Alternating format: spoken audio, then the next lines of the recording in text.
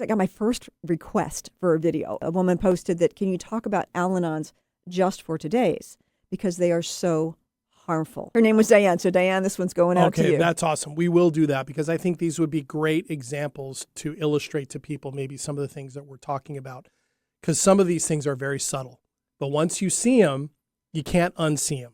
One of my actions in the book is to expose people to things inside the program they might not have heard about, whether it's the promises or some of the slogans like your best thinking got you here.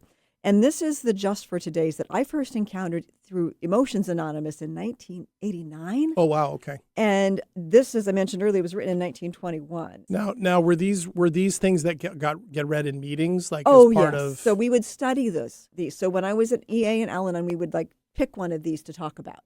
Okay. For a whole hour. And people would share their experience, strength, and hope about these Just for Today's. Okay. So it is worth noting as I start to read these that this was first an Al-Anon, which was primarily for the wives of the men in AA. Okay. And then to note, as I'm reading, look for words like not criticizing, speaking low, and for heaven's sake, dressing becomingly, which is part of the Al-Anon literature.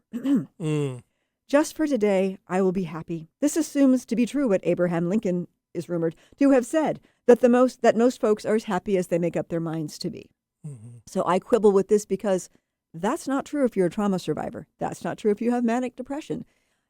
I remember someone in our family, it was said of them, well, they just want to be depressed. I'm like, no, they don't. Mm-hmm. I tried very hard to make up my mind to be happy when I was in EA. However, rampant trauma and PTSD running through my system got in the way of that. Mm-hmm. Now, some of this is good. Just for today, I will strengthen my mind. I will study. I will learn something useful. I'm skipping ahead. Just for today, I will adjust myself to what is and not try to adjust everything to my own desires. I will not show anyone that my feelings are hurt. They may be hurt, but today I will not show it.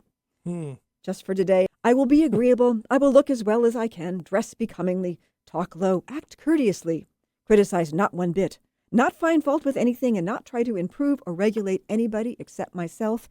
And it goes on. Yeah, no. Yeah. That's a recipe for winding up in an abusive relationship, which I did, thanks to the program. That's a recipe for lying to yourself and others around you about how you feel. I know that your programs didn't use this, so you may have heard some of this for the first time. First time.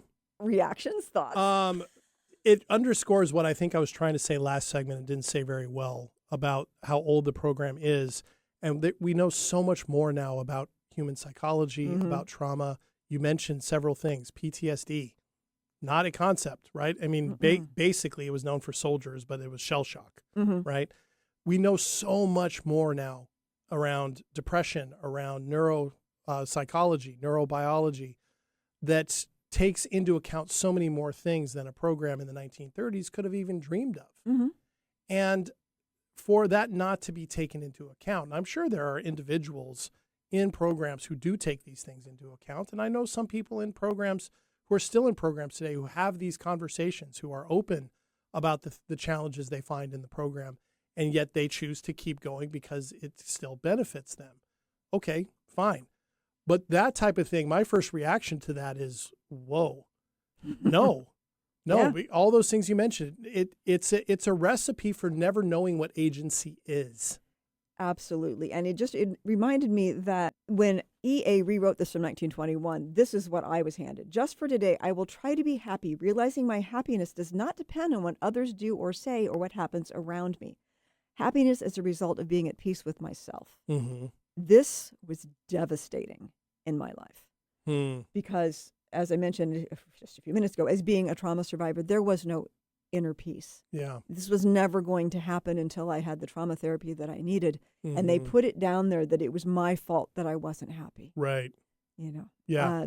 That is so counter to modern psychology.